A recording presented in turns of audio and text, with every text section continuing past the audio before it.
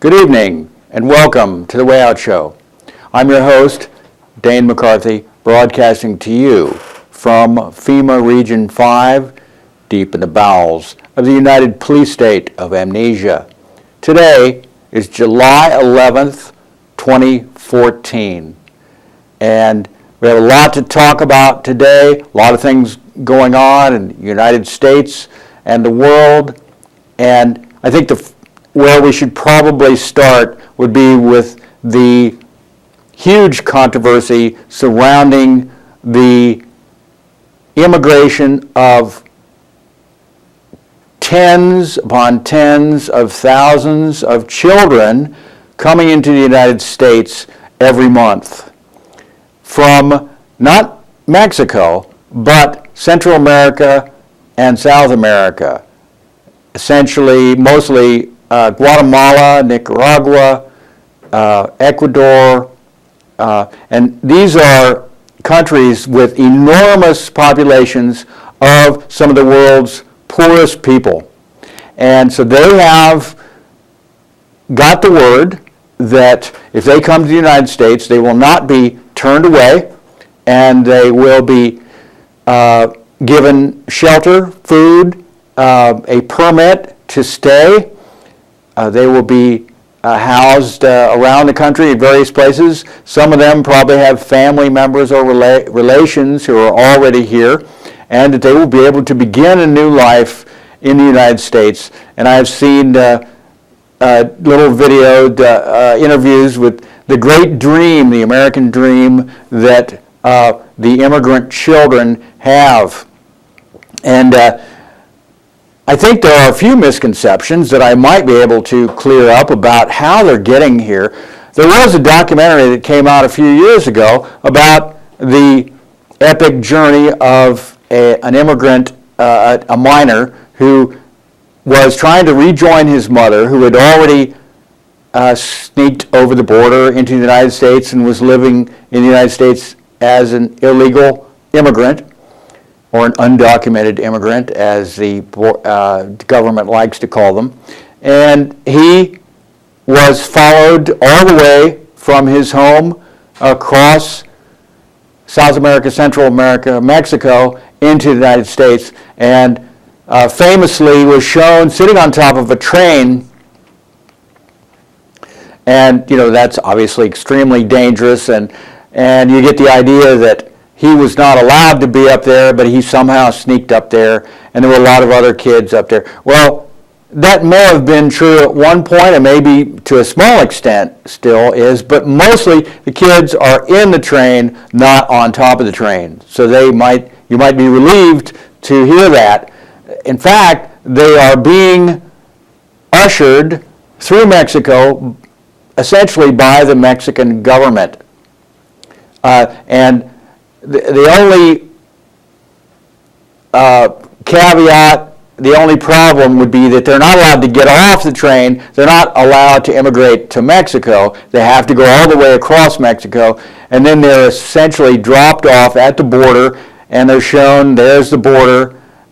When you get across the border, try to find a border agent, and they will take you on to the next stage of your journey. So in other words, basically they're crossing the border and they're looking for agents to surrender to. And there are some adults with them. They're not all completely without parental or relatives or friends, supervision by adults, especially the younger ones. So don't be fooled by the media spinning it that you're having 2-year-olds crossing Central America and Mexico by themselves, or 3-year-olds or 4-year-olds or 5-year-olds. That, for the most part, is not happening. I have heard an interview with a border agent and said he is amazed at the boldness of the children. They have the address that they're supposed to be taken to with them on a piece of paper, even though they may not know any English. They show the border agent when they cross the border, and they run up to a border agent, or they find a border agent, and they show them the paper where they're supposed to go, and the border agent is expected to take them to a holding facility, get them food, get them change of clothes, a shower, and so on, and send them on to their next stop and some of them are housed with religious groups in families temporarily until they get, and some of them, of course, have no family to go to because they're sort of the vanguard.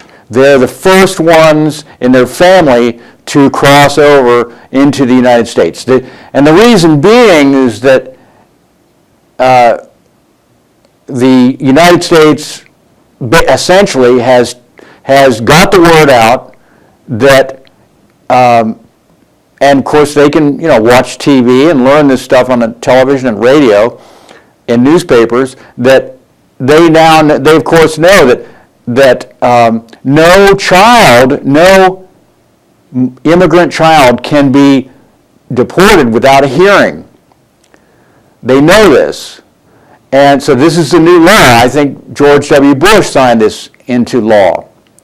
So the adults can be shipped right around, piled into a bus after they're picked up and taken right back over the border that day. Just automatically, boom, they're back across the border. But a child cannot be. So this is very good for the immigrant families, the extended families, the uncles, the aunts, the brothers, the sisters, the parents, the grandparents who want to immigrate. So once they get their 14-year-old or their 16-year-old into the system, they know that they can bring in the rest of their family, because after all, they don't want to have, you have an unaccompanied minor living in the United States, and that minor has the right to live with his parents, to be joined by his parents. And of course, then once the parents come in, they have the right to bring in their parents and their other kids, their other relatives, and so on and so forth. And so this is a foot in the door for the immigrations. The U.S. government is trying its best to accommodate the influx. Apparently, this has only been going on for about 3 or 4 months, but already we have hundreds of thousands of new immigrants, and there's no end in sight, folks, as far as I know. I know that Obama has asked for $4 billion, I believe, around $4 billion from Congress in order to accommodate the new influx of immigrants. I don't know how many immigrants the United States is planning to allow in. I'm assuming that there's probably no end to it, that they will continue to let in immigrants by the millions, because they really feel that all of the children who are suffering in Central America and South America should be allowed to immigrate to the United States because of the conditions that they're under with the corrupt governments and the low wages and the difficulties getting ahead, getting financially stable in these countries. We have to remember that the South American countries and Central American countries have been under the thumb of first colonial rule by France, Spain, England, America, and the other countries that colonized these countries and basically destroyed the tribal system that was originally there, and then exploited the indigenous people for hundreds of years, and then pulled out and then basically put in their own puppet dictator in these various countries and continued to exploit the people. You had situations with multinational corporations like the United Fruit Company that would just as simply assassinate, terrorize, torture, disappear the citizens of any particular country that it was involved in, and that would be to protect its interests, its economic interests. Very important for the people of America and Europe to be able to get that cheap fruit. And also, of course, the United Fruit Company, being a multinational, has its hands deep in the goodies of the natural resources of that country, and all the other multinationals want to be able to have access to those resources. Remember, it's always at the bottom about those natural resources, and the natural resources are the wealth. They're the real wealth of a country. Just like, when you look at the great powers, the empires throughout history, that's always what it's been about. Now, human beings, of course, are also a source of resource. It's a resource, a natural resource. That's why we're seeing the human trafficking, the slave trade, the sex trade, trafficking, which is getting bigger and bigger. The multinationals are deeply involved in that, and they see people as a human resource to be exploited, to be used, to be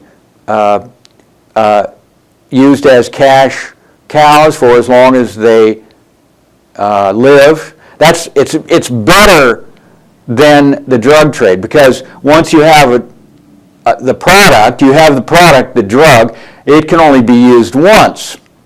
But the human resource, the human being, the child, the young girl, the women, the men, they can be used over and over and over and over and over. So it's a much more of a cost-benefit. When you look at the cost-benefit analysis of human trafficking, it works out financially far better for the multinational corporation. Of course, it goes without saying that these multinational corporations are above the law, and you might as well call them the mafia or the Cosa Nostra or any of the one of the big drug cartels. The drug cartels themselves are getting into the human trafficking. They will go where the money is. Just makes sense. And you have a very, very small but very powerful group of essentially sociopaths who are ruling in these countries, and their lust for money and power has no end. There is no ceiling to their greed, their desire to increase their assets. I guess they believe they're going to be able to live in a state of bliss or heaven if they just can get enough stuff. Actually, in reality, of course, they are simply ensuring that their damaged soul will suffer now and forever. That's, well, what can you say? There is no recourse for the unrepentant human being who continues on the path. They're going to reap what they sow, whatever. So, to get back to the immigration issue, one of the major little details to remember about the whole scenario that we're seeing playing out now is that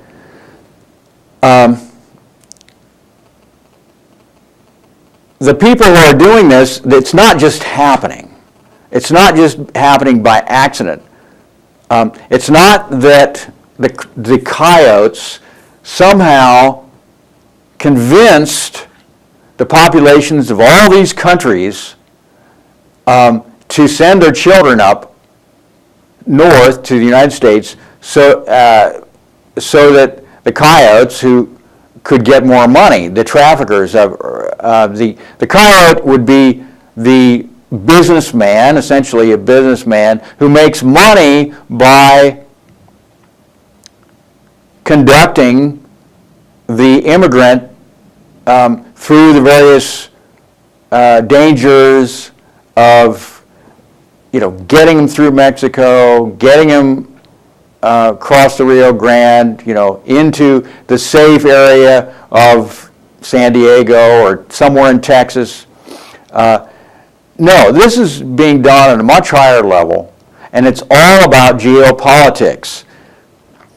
And of course, geopolitics being the real high-level political agenda that has always gone on and played out among the elites, the think tanks, the globalists, the multinational corporations, the heads of state at the very highest levels. They think in the terms of geopolitics, not local politics so much, although they're involved in that to a certain extent too, and they're watching what's going on the local level. They're very concerned. They allow their underlings to take care of those smaller details and then give them basically essentially a boil down of where things are heading. And they have large groups of people working for them, but at the very top, they're thinking in terms of the entire globe. Which continent will they destabilize next? Should we concentrate on the Middle East for a while? Should we concentrate on Asia for a while? Central Asia, North Asia, South Asia. In other words, Afghanistan being the linchpin. Afghanistan right in this middle of Asia. Central Asia is what it's called. That's the key. Afghanistan is a key country. You've got to have it if you're going to have access to all these other Stan countries, Pakistan, Kazakhstan, and all the other ones. There's several of them in there. And the borders are porous around Afghanistan once you gain Afghanistan. But Afghanistan is always a problem because the people in Afghanistan are out for themselves. They don't care about you. They don't care about their country particularly. They just care about themselves. So they're not going to necessarily go along with the game plan if it doesn't benefit them personally.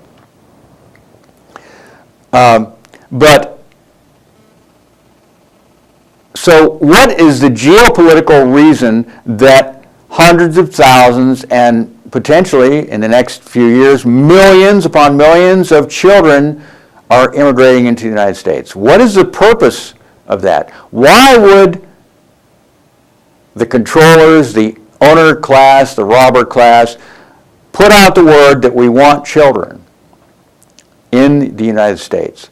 We want the children to be the springboard, the advanced legion, the tip of the spear for cracking open the border of the United States and allowing a flood of Central Americans and South Americans into the United States. What would be the purpose of that? Well, according to Nancy Pelosi and our other leaders, it's because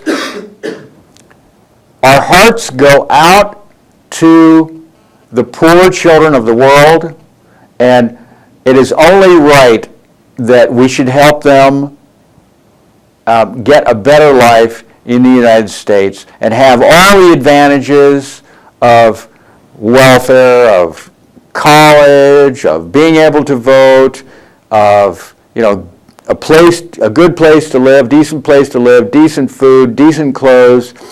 And the United States feels that those people should really be helped. They don't really care about whether American kids are being helped with those things, or veterans.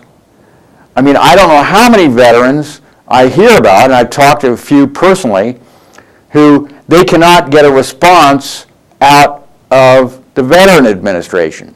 They cannot get the money that was promised to them. They cannot get the health care that was promised to them. The training that was promised to them with the GI Bill. There's one veteran I know, he's been trying for years to get his GI Bill money. They promised him, I don't know, $40,000 or something to go to college. And he's really, really struggling.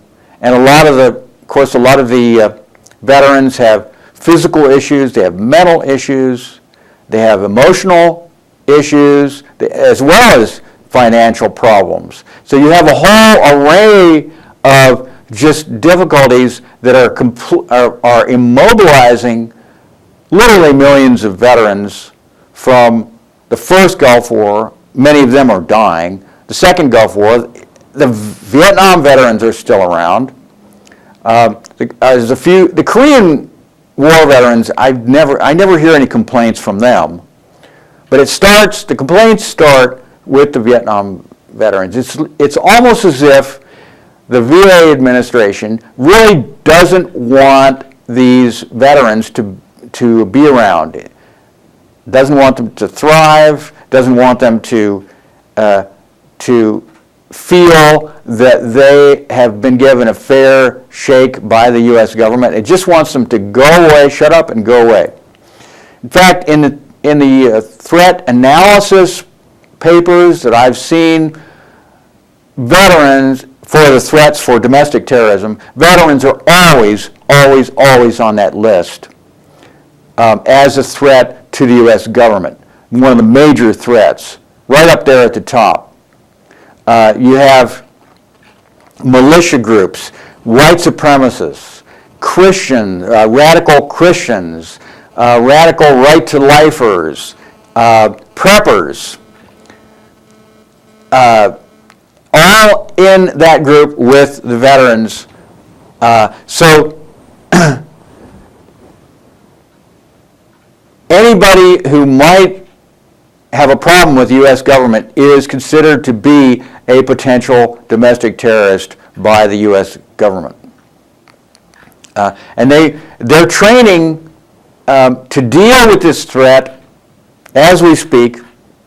They're arming up all these various departments.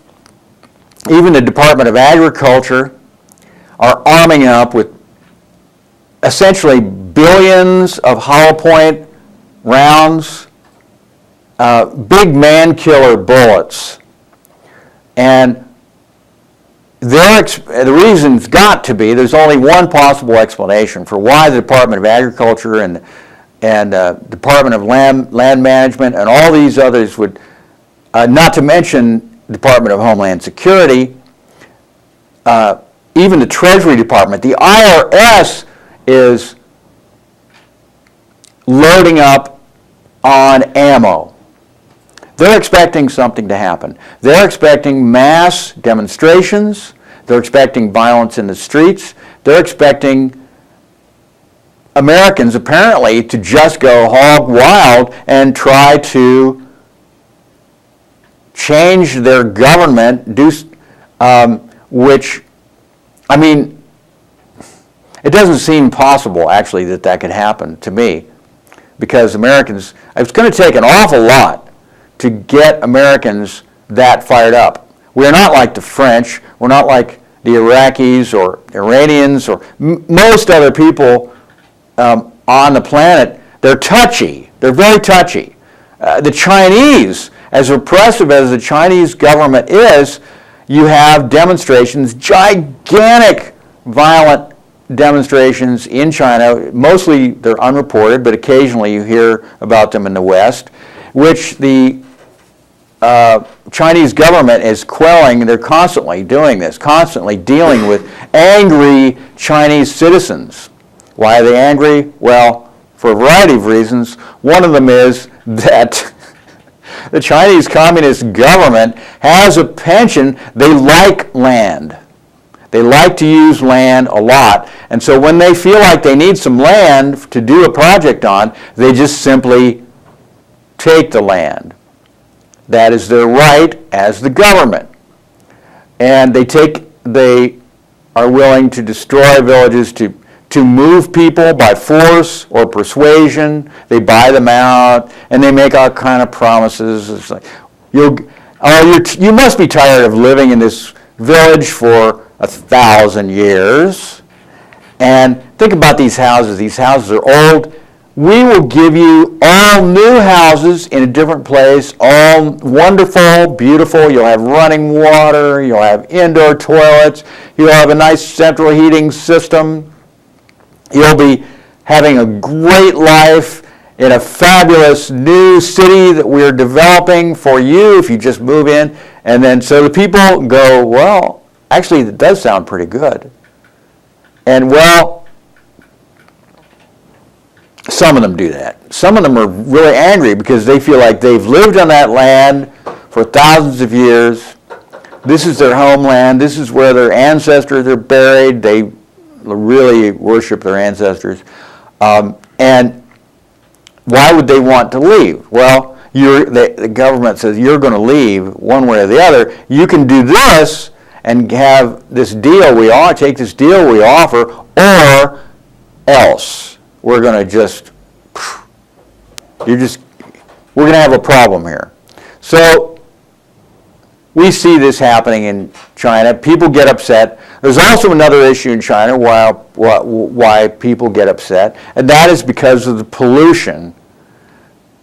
China, of course, has become the industrial powerhouse of the world since the deindustrialization of the United States and Britain and France to a large extent, and Europe and in general. And all those, or many of those businesses have relocated in China because of the low wages. And the Chinese government decided that they wanted to modernize and bring their country into the 21st century as fast as possible. So they have allowed these companies to spew out pollutants on an incredible level, and they use a lot of coal in China too. So you have the combination of the dirty coal with no scrubbers, like there are required in the United States, and so you have a really bad air quality. They're ruining their waters. The land is poisoned. The water is poisoned, and the peasants, the people who live on the land, and people live nearby these factories. Well, the factory may have been good because, well, they say it's a good job, it pays well. Nevertheless, they're getting sick, they're getting cancer, they're getting all kinds of skin problems, they're getting birth deformities in their children, and this makes them angry. And whatever you can say about the Chinese people, they love their children, they care about their children, and they take care of them as to the best of their ability. As far from what I've seen, Asian people in general seem to, not that Americans don't also, but so you have a situation in which you have people in turmoil, and how is the government going to respond? Are they going to give in? Well, the government feels a threat. They aren't really the government that, they're not really like the government used to be. Right now you have a globalized government, more and more. And so the globalized government says they have no stake in the lives of the people. They may not even be Chinese. They may not even be American. They may not even be Irish or English or French or Spanish or African. They may be from a different country altogether, and they don't care particularly about the complaints of some foreigner. Although the globalists like to think of themselves as citizens of the world, but when it comes right down to it, they tend to be racist, bigoted. They're the most racist people. The richest, most powerful people on the planet don't care, particularly if they consider you to be inferior. And of course, they consider everyone to be inferior who's not of their class and is not of their status.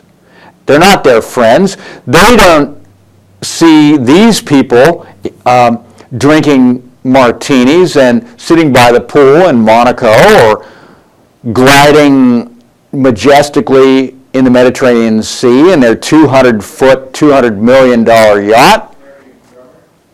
They don't see those people, and they say, well, why don't those people live in nicer housing? Why do they live like that? How can they live in this horrible substandard housing? You know, they don't even smell good, these people. These people are like animals. They're not like us. Yeah.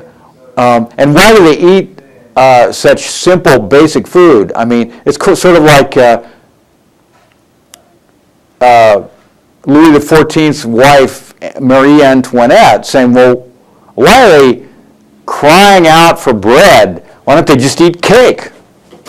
And I'm sure that this is supposedly what Marie Antoinette said. And you have to wonder, you know, did she really think that maybe the people had an option? Is it possible that she really thought it seems odd that they would want bread? Who would want to eat bread? Bread is yuck. Cake is much more of a fun food to eat. It's kind of like the woman many years ago, immensely overweight.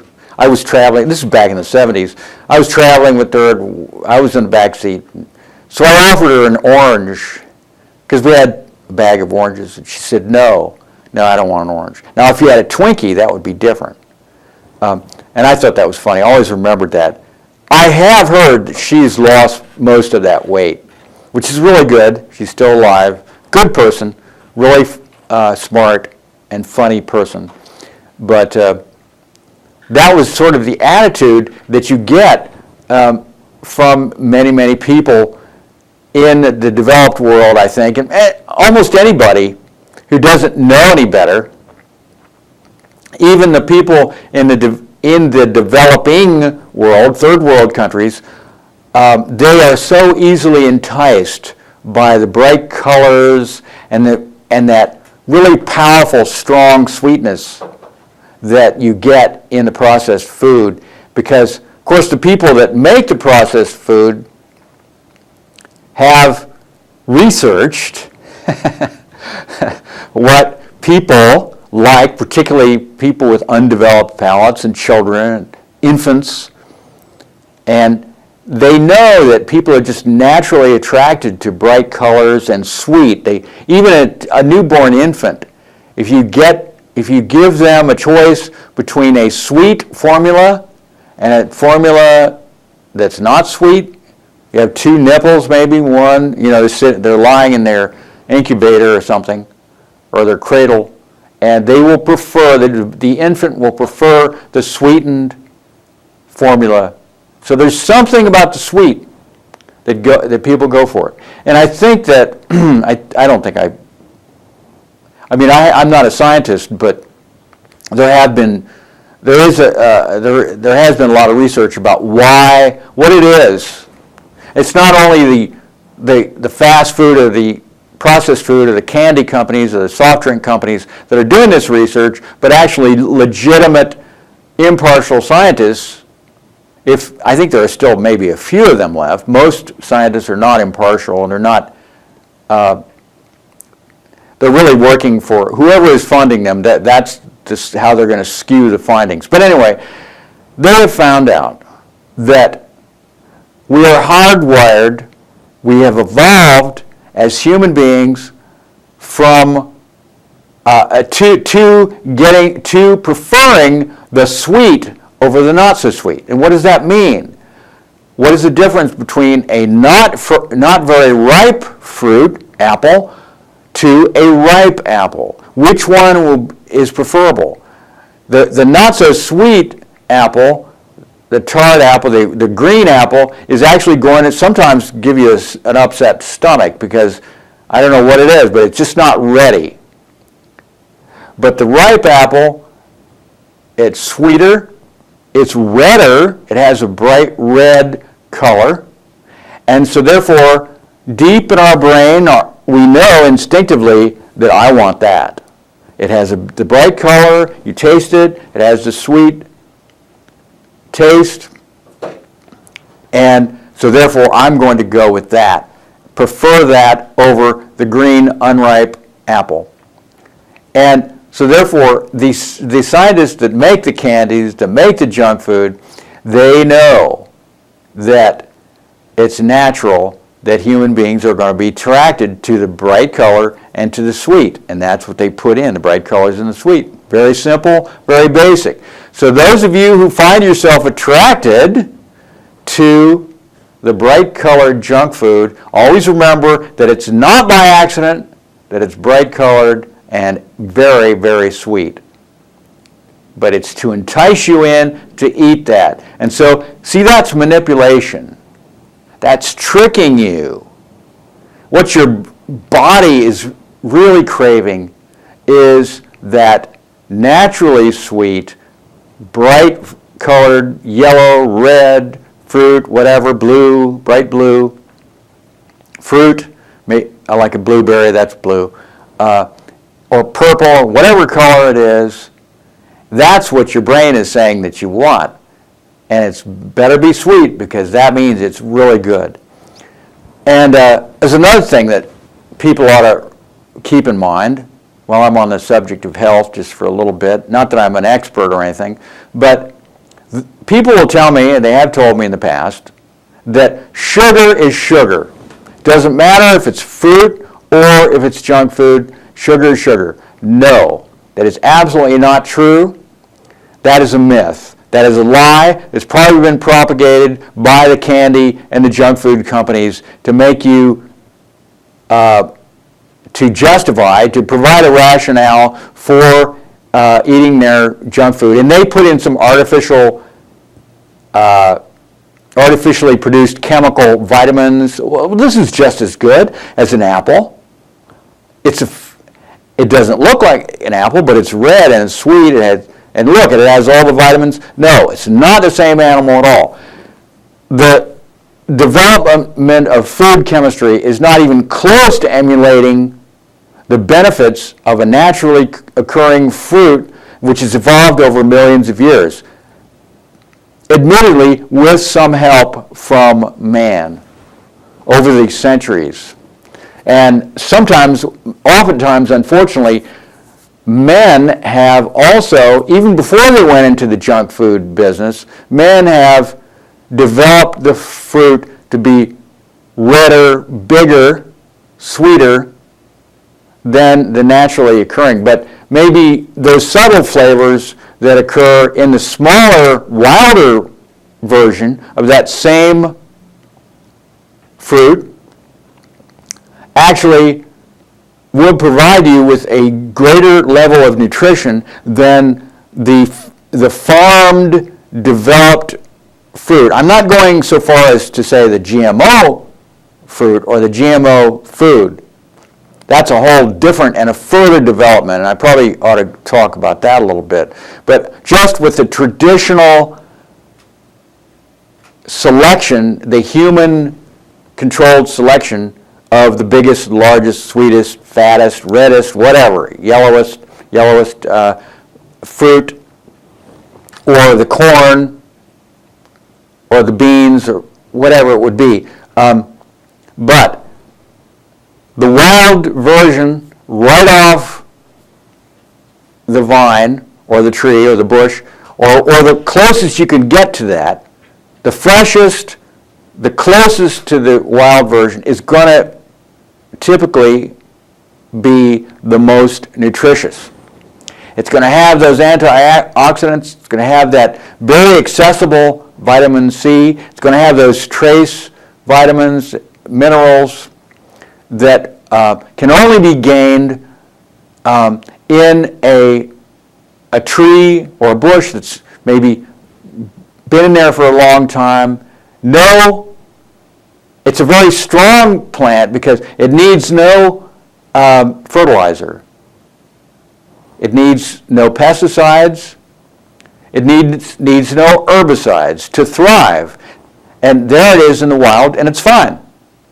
Whereas you go to the weak version, the weakened, developed farm version, the factory farm version, they get weaker and weaker and weaker, and they cannot survive. And the ground also, since it's used over and over every year, the nutrients have been leached out. The ground is not being taken care of. This is where the organic farmer comes in. The organic farmer essentially tries to emulate what is happening in the natural world by itself without help from man. And the organic, of course, the organic label, which has to be certified, has to be inspected, there's a lot of pressure on the organic farmers now from the big growers, and we could anticipate this happening because big ag, the multinational corporations, they see a burgeoning market of organics where people from around the world are demanding more and more organic. They're learning about the dangers of the GMOs, and they're saying, oh my God, these GMOs, this is like eating or drinking pure poison. It's a slow-acting poison. It doesn't maybe make you sick right away, but maybe 5, 10 years, 20 years down the road, you're going to have some severe problems. Severe. I mean, not to mention, being overweight, diabetes, et cetera, et cetera. Leave that aside. But so big ag, the multinationals, they see a revenue stream here opening up. Oh my gosh. We have to change these rules on organics. We need to fudge these rules. These rules are too strict. We want our products to be called organic, but not really be as organic as the original small guy, So how does that work? So the small grower is held to the strict standards of organics. The inspectors come in over and over, check it. Oh, you didn't follow the strict standards, you're in trouble, you're fined, you're shut down. But the big guys, it's like, well, this guy's huge. We can't do that to him. We're going to give him an exemption because it would be too expensive for the big guy to follow these guidelines. So, and of course, who wrote those rules? Who made those priorities? And that would be because the big guys, because who are the big guys? Well, the big guys are right up there with the absinthe sipping, heritage food eating, yacht cruising, Monaco visiting, Cannes. They go to Cannes every year. It's like, I'm at Cannes. Isn't this amazing? I'm on top of the world. No one can touch me. I'm above the law. I am too big to fail. I am too big to jail. And it's like these small people and these small farmers, they have to be destroyed because they're our problem. They are a problem. My organization is much more efficient, and we can feed the world with our GMO food at less cost and provide them with cheaper food. Okay? And not only that, it's profitable, very profitable, because our food requires you to eat a lot more of it than the organic people require, because our food has less nutrition. And you have to eat more food. In fact, you can eat and eat and eat and eat our food, and you will never feel satisfied, not really. And you will be searching the shelves of the candy shelves and the junk food shelves for those bright colors and that strong sweetness, because your brain, your body is crying out and is nutritionally starved. You may be 50, 100, 150, 200, 300 pounds overweight, and yet you're literally starving. You're starving because you're not getting those basic micronutrients that your body craves and that you must have for good health. And so, but guess what, folks? The multinationals even have an answer for that problem. You know, feel like something's missing from your life? Feel a big sense of emptiness inside of you that will not go away no matter how much food you try to stuff into yourself? Well, we have an answer to that, folks. Take this little drug. You need to be drugged. In fact, you were born with a problem that only this drug will rectify. And we have come up with it, and no one else has it. No one else is even allowed to have it. And do not listen to those shysters, those snake oil salesmen over there who are trying to tell you that St. John's wort or witch hazel or any of a multitude of other natural products, that are nothing more than weeds out of some farmer's field, do not be fooled by these snake oil salesmen. We are scientists. We have the answer. You must believe us. We are the government. We have only your best interests at heart, and we want to make you feel better. And we guarantee you that if you take this drug, you will feel better. And people take the drug and they say, wow, I really do feel better. In fact, I want to take this drug from now on to the rest of my life. And in fact, I tried stopping taking the drug, but I got so sick that I couldn't stop. I need my drug. I don't just want it, I need it. So all kids need to be drugged. All the adults need to be drugged. All the old people need to be drugged. And guess what? Big Pharma is actually working on that. Their goal is to get every American on drugs. And varieties of drugs, too, not just one drug, because each one of these drugs have very, very dangerous side effects, many, many very dangerous side effects. And there's a book out called There Are No Side Effects. These are actually not side effects. These are effects. So if you take an antidepressant, it is possible and it is more likely that you will be more depressed than you were before. And you may not be so depressed that you will be homicidal or suicidal or both. And you may think about suicide or homicide, or you may actually act on those impulses, and they may become so overwhelmingly powerful in your brain that you cannot stop yourself, as if you must kill yourself. You may have an overwhelming urge to kill yourself and never thought of it particularly before, but then all of a sudden you take your gun and boom, blow your brains out. And we see this actually happening quite a bit. God forbid that you might have some other problems like a veteran. The veterans who are so messed up anyway from what they did, what they saw, what they heard about in what they were forced to do in the battle zone against the enemy, who are basically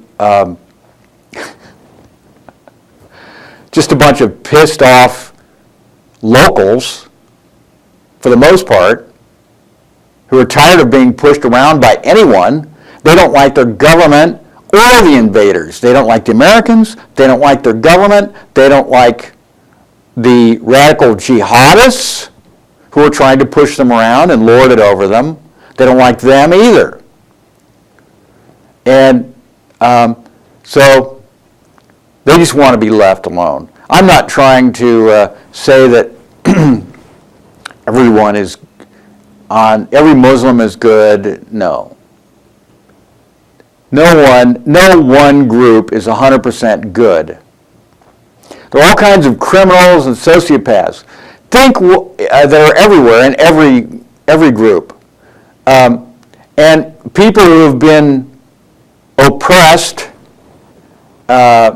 raped, exploited, ignored, starved, threatened, bombed, poisoned for generations, you're going to have a high level of really, really screwed up people. And so what is the American or the NATO agenda going to do? What are they going to do? They're going to kill all of the screwed up people who think that, the only recourse that we have left is in Allah. We must live our lives according to the written words of Allah. And, of course, they were written by the Prophet Muhammad, who's the son of Allah. And the Prophet is always right, and we have to listen and read what he said and study him and go along with everything he does and live our lives, every aspect of our lives, according to the great Muhammad. And unfortunately, you have an issue where many of these written words are open to interpretation. And so you have the split right at the beginning that happened after Muhammad died, or maybe even while he was still alive to a certain extent, among his relatives of what direction would the religion that Muhammad created go. And right away, there was a split happened. And some people went with the Sunni side, and some people went with the Shia side. I saw a statistic, a poll, that showed that something like 30% or so of Sunnis believed that Shias were not Muslims. And then I saw the same poll that said something like 30% of Shias believe that Sunnis are not Muslims. And so if you believe that the only way to have peace is to live under the wonderful grace and umbrella of Allah by following His direction, and you feel that these other people here are not following His direction, you can see that there's a problem. Now, the reality, of course, is that despite these beliefs, the Sunnis and Shias were able to live together in relative peace for a very long time. Probably in part because they had a secular government, a very brutal dictatorship which said, I don't care who you are, I'm in charge, I'm the boss, and you're going to do what I say no matter what. And if you think you're going to bring in if you're going to bring in a Sunni or a Shia religious government to overthrow me, then you are going to have problems from me. Now, it's true that somebody like Saddam Hussein, who was a Sunni, actually tended to oppress the other group more. And so So they were very upset about this and had a lot of resentments. And so they, of course, were vulnerable to the machinations of the multinationals who were aware of this. And they said, look, we can turn this around. We can put you in charge. Instead of Saddam Hussein in Iraq, we could put you in charge instead. So that's exactly what happened. The Americans switched things around and put the other group in charge. And they thought, well, we can get those natural resources out of Iraq that we want if we put this other group in charge, Maliki. They put in Maliki, the puppet president of Iraq. And there was only one problem with that. Because Maliki and his cohorts, they're kind of like Afghanistan, they're out for themselves. And they thought, well, this is our opportunity to get rich, and my relatives can get rich, and my friends can get rich, and we can rape the country, we can get whatever we want out of this country because the stupid Americans have put us in charge. Well, the Americans realized that, oh my gosh, we're barely keeping our foot in the door here in Iraq. We're not getting the access, and by we I mean the multinationals, BP, Shell, etc., and other groups. It's way more complicated than this, but so we have to do something about this. We need to destabilize the whole region more to make it so bad that we can dominate, weaken the country, weaken the factions, get them fighting with each other. This the age-old divide and conquer. So it goes. That's the way the world goes. And I've blabbed on for almost an hour, and we will see how it all works out next week. So you have a great weekend and sleep well.